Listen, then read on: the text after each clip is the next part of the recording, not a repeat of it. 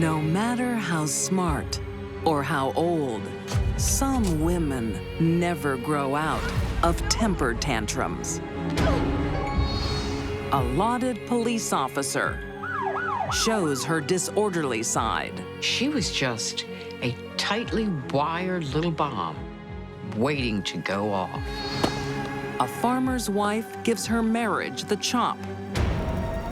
People are capable of committing monstrous acts. And a clingy mom won't share her son. It simmered. The hatred, resentment simmered. These deadly women can't control their temper. They suffer from anger mismanagement.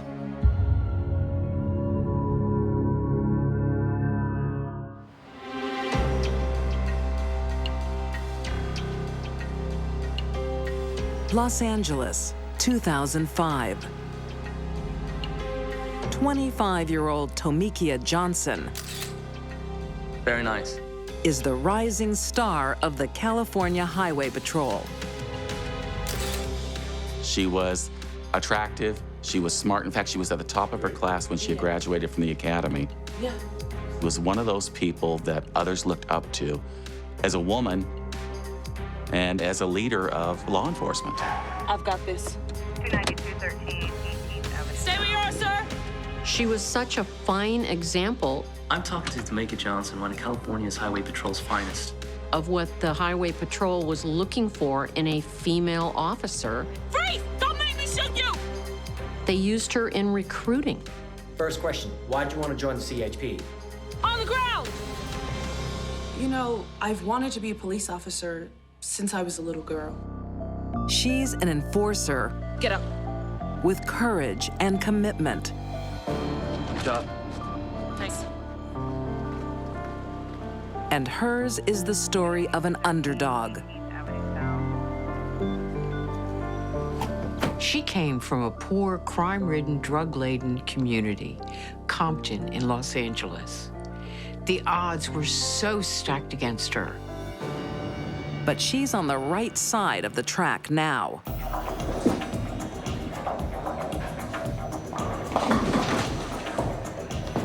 And when Tamika meets 25-year-old Marcus Lemons, so is her love life.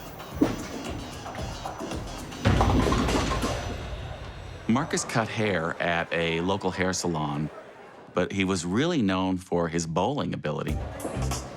There are trophies and awards in his local bowling alley. He was that good. Everybody liked Marcus. Hey, Oh, hey.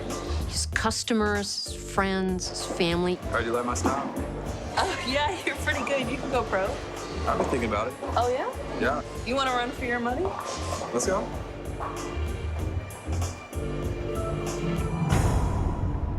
A whirlwind romance leads to marriage. And soon, baby makes 3. They had a darling little baby girl. You're natural. It looked like they had everything any couple could want. But some things are too good to be true. Marcus is about to discover his perfect policewoman has a flip side. Here's to the champion. I think there were parts of her personality that Marcus just didn't know about. It's mine. Oh, never mind. Oh, thanks, sweetie. When a homeless woman came into Tamikia's backyard, Slow pro, maybe. Hey! What are you doing? she got furious. Get the hell off my property! Well, the woman didn't hesitate. She turned around and was walking away. Hey, come on.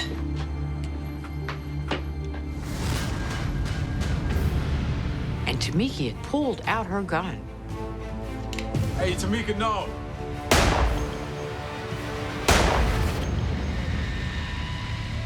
There's only one reason someone in law enforcement takes out their gun and pulls the trigger. What are you doing? What the hell is she doing? And it's if their life is threatened or someone else's life is threatened. But Tamika didn't like that rule. Wife is crazy. I know. The trigger that turns Tamika from hero to villain is alcohol. It seems that Tamika has a serious drinking problem, but an anger management issue too. And when you combine those two, you're in for real trouble. And she accused Marcus of looking too long and too hard Like that, do ya? What? at this streetwalker-looking chick. Aw, you crazy. Don't tell me what to do. You won't favor. Can you not do that? What's her reaction? She pulls out her gun and she starts firing her weapon into the air. All because she was jealous. I'm out of here. Marcus discovers he has married both Jekyll and Hyde. Tamika was an angry and aggressive woman, and she wanted to have control of any situation. Tamika had a lot of people fooled for a long time. Let me in! You're right, I know you're in there. For years, this hero has a villainous alter ego. You started hearing more and more stories about how she would use that badge, the power of the badge, to intimidate others and say, "Don't mess with me." You're right, let me in!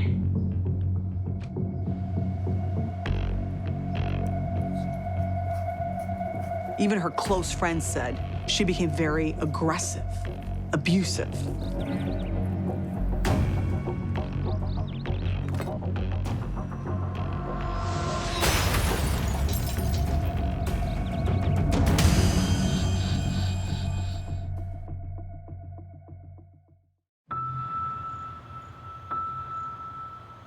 Los Angeles, 2009. Freeze! Don't make me shoot you! California Highway Patrol has a star recruit in 28-year-old Tamika Johnson.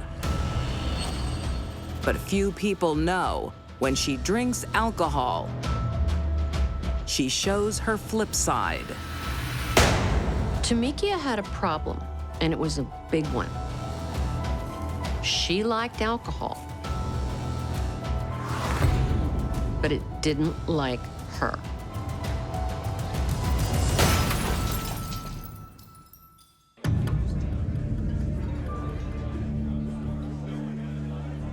Her husband, Marcus, is having second thoughts about the relationship as her behavior becomes more erratic.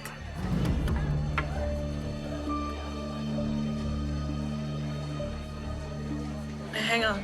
The night of February 21st, 2009, is no different. Good to see you too. I didn't know you came to this bar. Well, she was talking to another man for about 17 or 18 minutes. Working out. He was upset at her flirting. And Marcus motioned her over, and when she went over to him, What the hell, Tamika? What do you mean, what the hell? Are you kidding me? Who is this guy? Can I see a friend out? he was getting more agitated the longer she was there. Oh, Marcus, I'm not gonna do this here. Let's go. Let's go. And then finally, she paid the bill, and they just left. But this lover's quarrel is far from over. On the very highway she polices, Don't swear at me, Marcus. I'm sick of you telling me what to do. Are you gonna drink? Are you serious? Tamika is drunk and out of control. Can you stop? Can you not do this? When they went out to the car, the arguing continued. Tamika was driving, You pull over. and she wasn't letting up. Don't tell me what to do, Marcus. What to do, Marcus? Get out of the car. What? Get out. All All of Tamikia's self-control mechanisms were gone when she drank.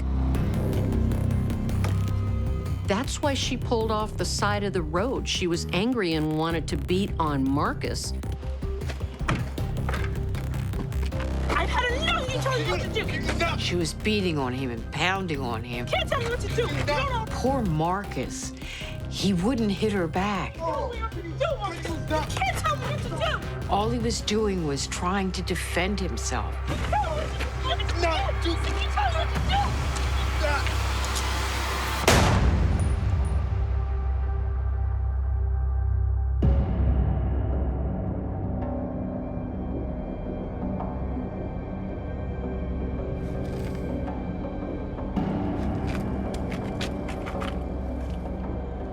Now she tries to cover her tracks.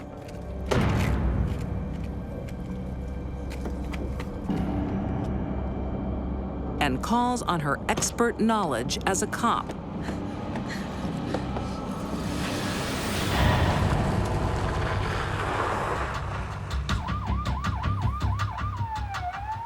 She creates a scenario that her fellow officers would believe. And in the car, they found half a cup of wine in the cup holder and the gun laying on the floor, still cocked and ready to fire. She admits, I just shot and killed my husband, but she says it's self-defense. He was trying to kill me, that's why I did it. Comforted by her mother, Tamika plays the perfect victim. And then she identifies herself as a highway police officer. At that point, those other police officers treated her like a victim.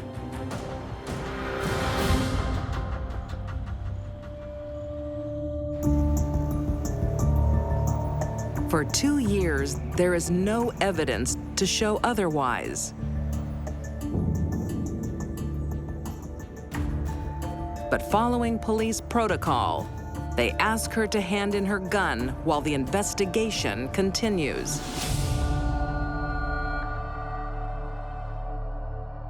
She was actually put on administrative leave.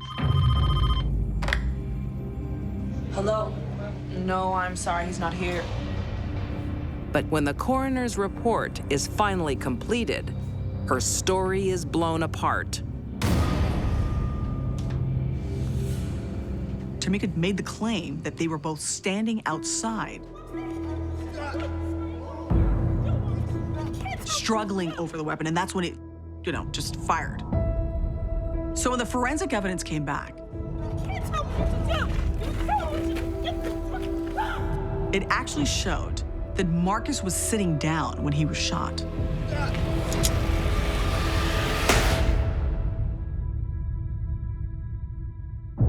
It was at such close range that it didn't seem to be really much more than a deliberate attempt to kill him.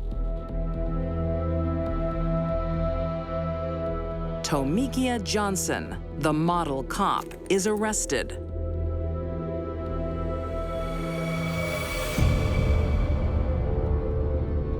In 2012, she is found guilty of first-degree murder, sentenced to 50 years to life in prison.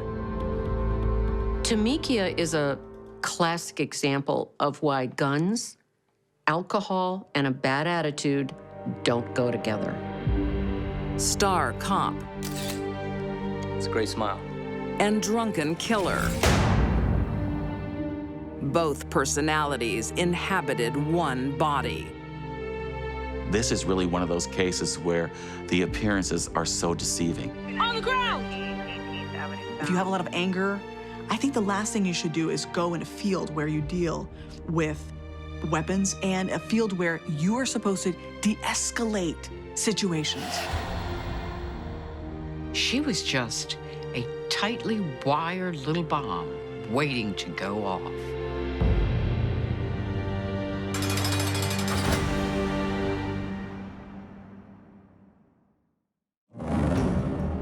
When a woman marries for money, she had very humble and very poor beginnings. The right husband is priceless. She won the lottery.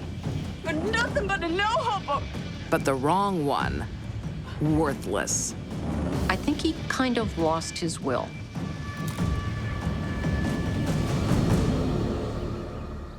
In the 1860s, Herkimer County, New York.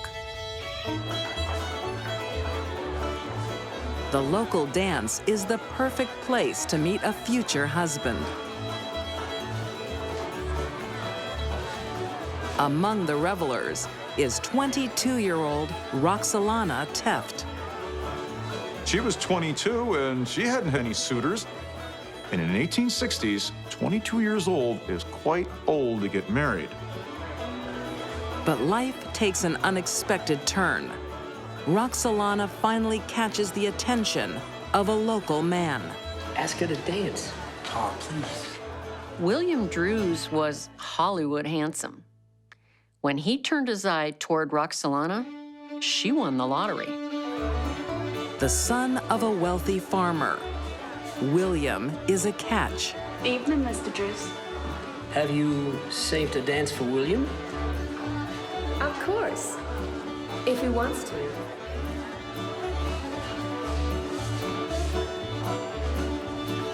He did lose his head over her. He was smitten right away. When those two met, they each thought, this might be my last chance at finding a partner. So they went for it. Roxalana married William, not only for his good looks, but for his prospects of being a landowner. Roxalana thinks she is marrying up and moving into the good life until she sees William's farm. With all the farmers in this area, Bill Druse was perhaps the poorest one. So she sort of picked the wrong Druse to marry. It's ours. We can fix it up. His father's wealthy, Your father is rich. We're doing it on our own. but William is determined to make it on his own. He had a little farmhouse, not a big spread of land. Didn't have a lot of crops, very few farm animals. And she was moving into a tremendously rustic life.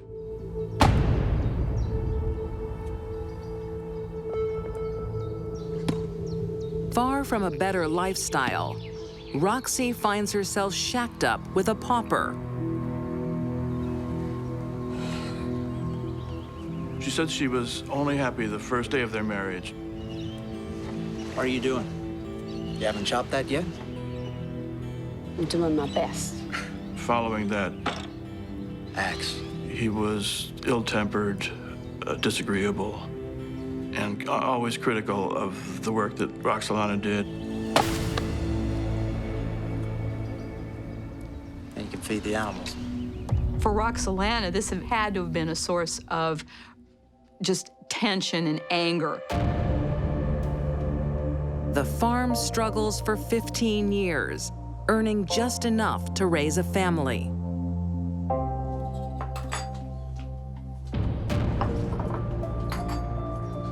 Mama, is there any butter? No, and only one tiny piece of bread each. Things didn't get any better. And in fact, they got worse after the children were born.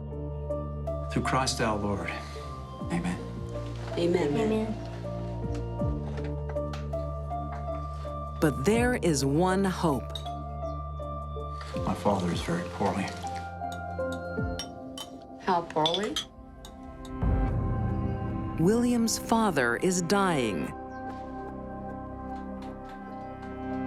His son has mixed emotions. Pa, it's me. It's William. Glad you came. The death would be like winning the lottery. I got something to tell you. I'm not leaving you the farm. You're getting nothing. Here's William expecting to inherit this big farm, and he didn't get it. William and Roxalana are devastated. We need some wood.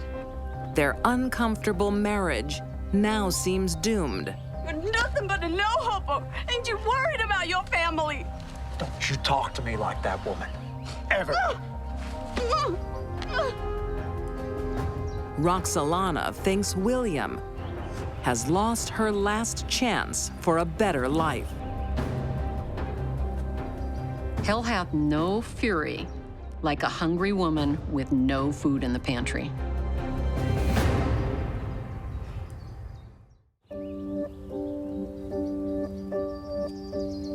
In Herkimer County, 1884. You're getting nothing. When farmer William Druse is cut out of his father's substantial will, he gives up on himself and life. So, William, how are your family? Hale and hearty. Thank you. He stopped working. He stopped doing the things he should have been doing on the farm. He wasn't a good provider. He'd show up at people's homes just in time for them to put the dinner plates down at their table and for him to get a meal. At the same time, there was no food in his own house.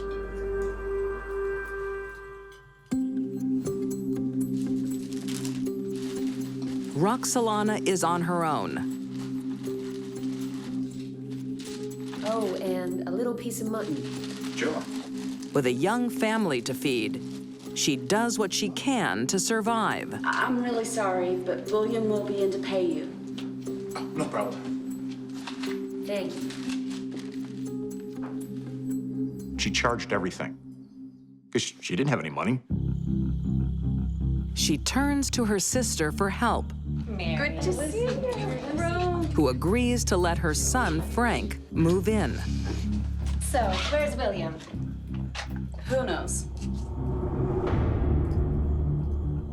I can't stay. Thank you so much. For Frank, he will be such a help. Okay, we'll come back. But the extra help doesn't improve William's mood.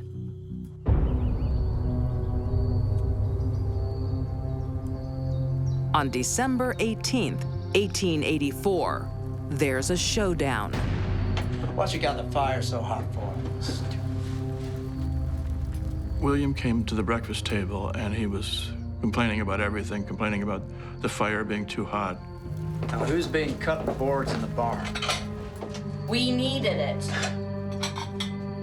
William had a temper, and he didn't hide it. Now, I see you've been running up debts into the store. You're a lazy good-for-nothing. Who pays for it? We're hungry. Boys, get outside now. How dare you? What are you doing for this family? Bill was so upset, he took the axe. I should split your head open. And said, I'll split your brains out. It's the final straw for Roxalana. She had every reason to believe her life was in danger. And she went right up behind her husband and shot several times. Now, this was a .22 caliber pistol. It didn't have the knockdown power of a high caliber revolver. It didn't kill William Druse, it grievously hurt him. He slumped over the table in a pool of blood, groaning and moaning. Boys, get in here. Roxalana needs help. She enlists the household to finish the job. Shoot him, or I'll shoot you.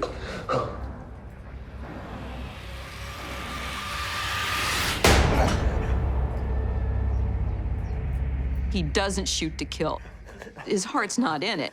William's wounded, still alive. Well, do something. But daughter Mary has no hesitation. Mary Druse takes a dog leash and wraps it around her father's head and pulls her father away from the table. It's a complete family free-for-all. The chaos has to be unimaginable. No! No! Finally, Roxalana ends it all. No. She takes the axe and brings it down on his neck, severing his head from his body. Blood squirted halfway across the kitchen floor, right in front of her children. It was all over.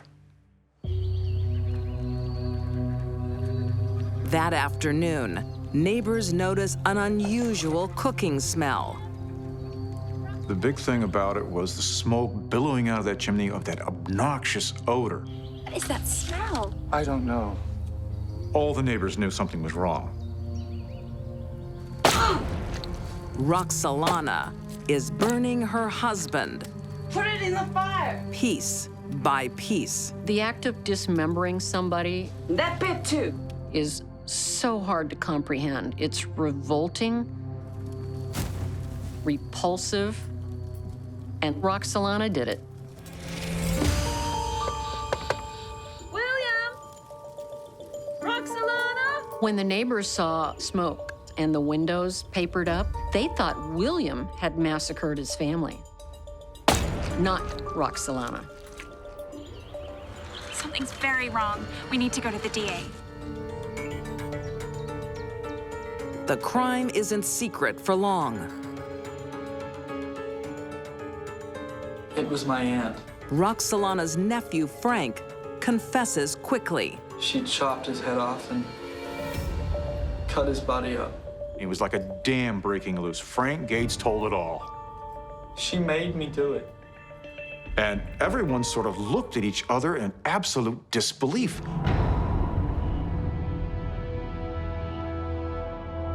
Frank Gates's testimony saves him from prosecution.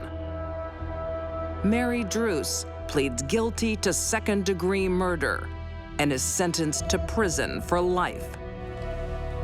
As the ringleader, Roxalana Druse is sentenced to death by hanging.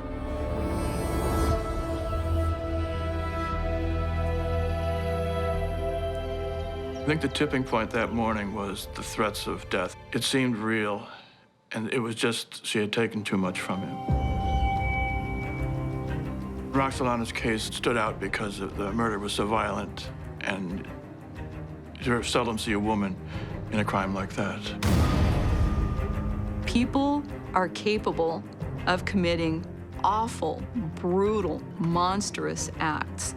And I don't think that is different from the 1880s to the 2000s.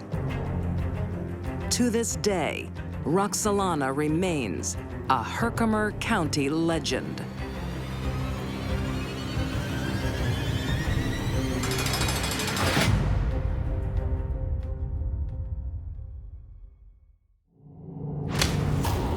A clash of generations. She wanted total control of her grandson. Thank you, Mother. This battle just exploded. Her anger exploded. will have casualties. She gives new meaning to the term monster-in-law.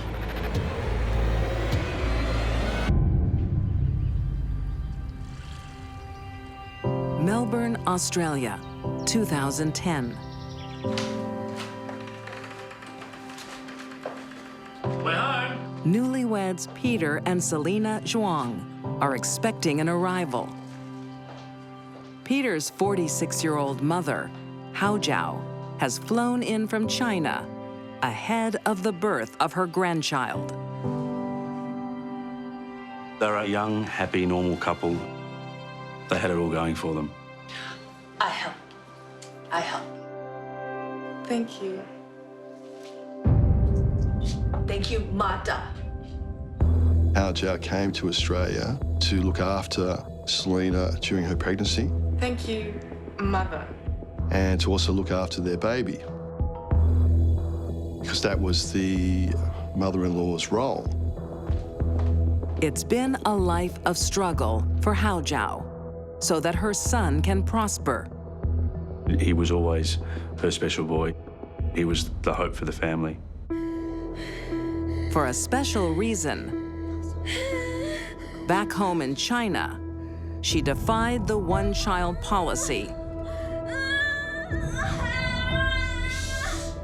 and had Peter in secret. She wanted that child so badly, she went into hiding because the government of China wouldn't allow another child.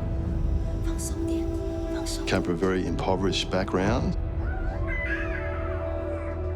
For someone who grew up in such a poor environment and really struggled and battled, but then be able to set up her children, I think she was a very proud mum.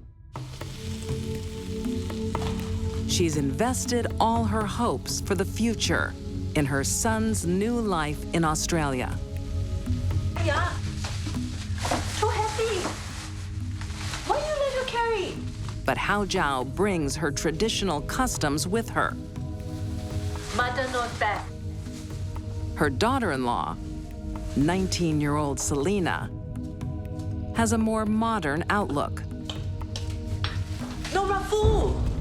The differences in the upbringing of Ha Zhao and her daughter-in-law Selena were vast. You rest. I bring you good food. Selena had everything. Ha Zhao had nothing but misery. Selena was a modern girl, and she may have grown up in China, but once she got to Melbourne, she embraced the Australian way of life. The joy of a new baby doesn't unite the women. Mom wants to play. I need that. I give him back. It pushes them farther apart. I'd like to do it tonight myself, Mother. Hao Zhao expected Selena to have the same sort of cultural values that she had. Rest now, Ha Zhao wanted total control. Selena thought her mother-in-law was overbearing and intrusive. Ha Zhao thought Selena was disrespectful. Hao Zhao has her own plans for her son. Can you wife? She no good. I love her. She's the mother of my son. She comes to Peter with a bizarre proposal. She tried to encourage Peter to divorce Selena and to marry another Chinese national who had promised Ha Zhao $500,000 as a payment for getting her into the country. In one foul swoop, she could make $500,000 and get rid of her daughter-in-law. Peter is caught between his mother Good money. and his wife. 500,000. Ha Zhao gives new meaning to the term monster-in-law.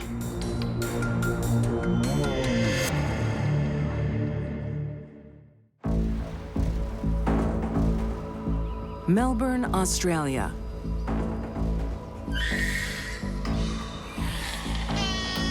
It's okay.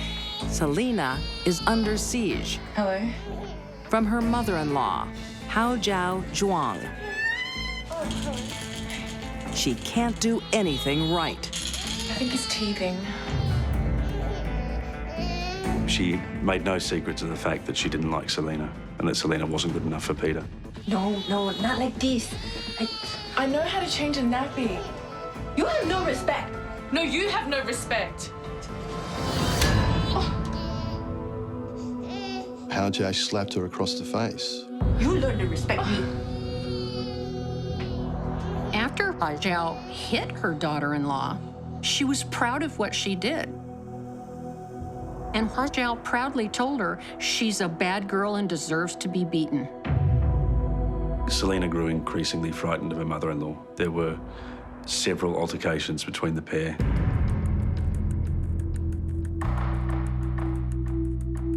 And when her husband reveals his mother is plotting to replace her with a fee-paying bride, She's ruining our lives. they reach a breaking point. I'll ask her to leave. If it makes you happy, then okay. Ha Zhao wasn't welcome at the home, and the families didn't see each other at all. It was good for Peter and Selena's marriage to get Hajao out of their house. But while she was gone, it simmered. The hatred, resentment simmered.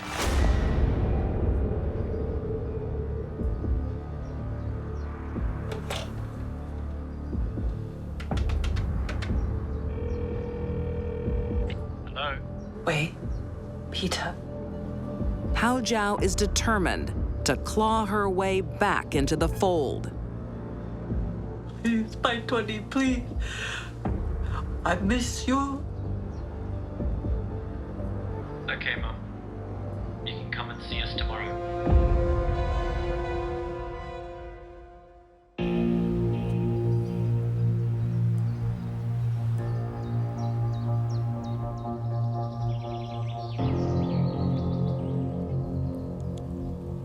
She's like our shadow.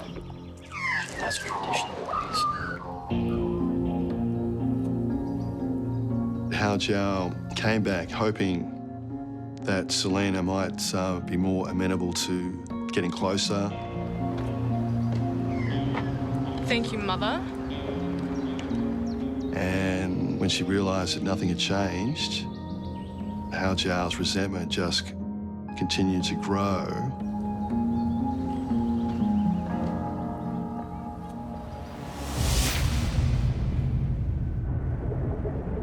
On May 3rd, 2012, it all comes to a head. Selena was bathing her baby.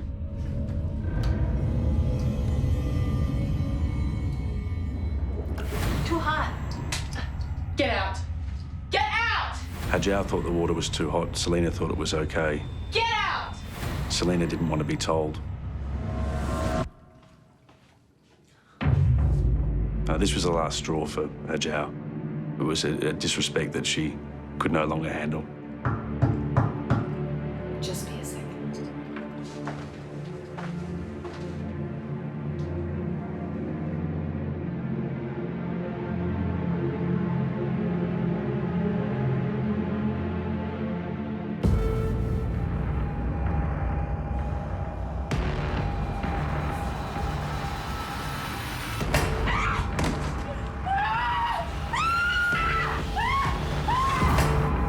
Hajao picked up a hammer and beat her daughter-in-law to death.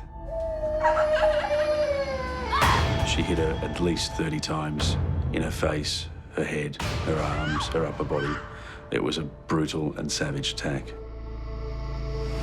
She obliterated her face. I hate you, you don't exist, and no one's ever gonna know who you are again.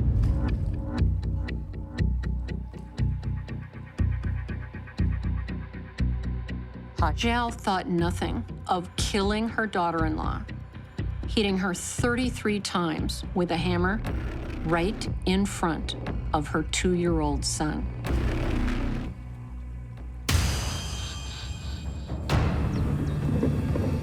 She was thinking, how do I dispose of the body now? After killing Selena, Hajao stuffed her in a nylon bag and put her head first in a wheelie bin.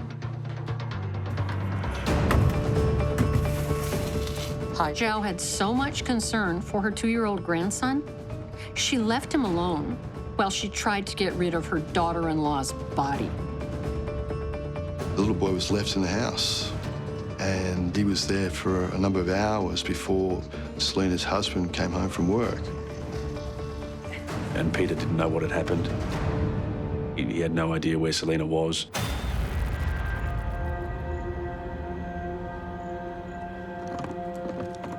Under the cover of night, Hao Jiao finally gets rid of her daughter-in-law. And she thought, I can't just leave the body in the wheelie bin. I have to take it and dump it in the river, and hopefully no one will find the body. She dumped her like she was a piece of garbage. Next morning, she realizes what she's done. With the tensions in the family, Selena's disappearance leads to one suspect. She had hammer. She hit me. When Hua Zhao finally admitted what she did, she blamed the victim. She said Selena came after me. I killed her in self-defense. I do to help me protect myself.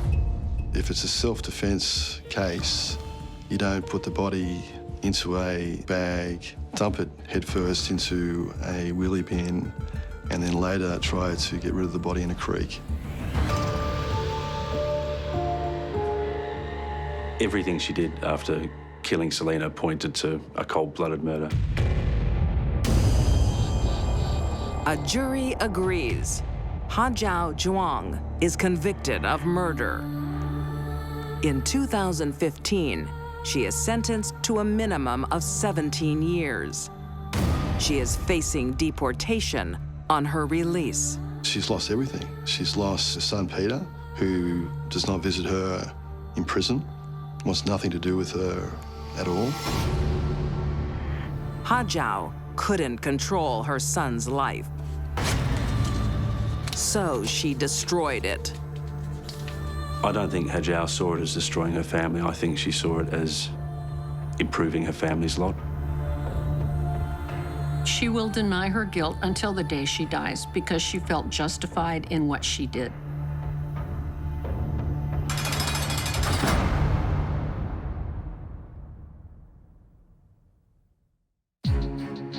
These deadly women couldn't control their temper.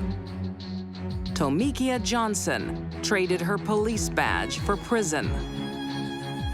Roxalana Druse turned her children into killers. And Hajiao Zhuang wanted money more than her daughter-in-law. They were driven over the edge by their anger mismanagement.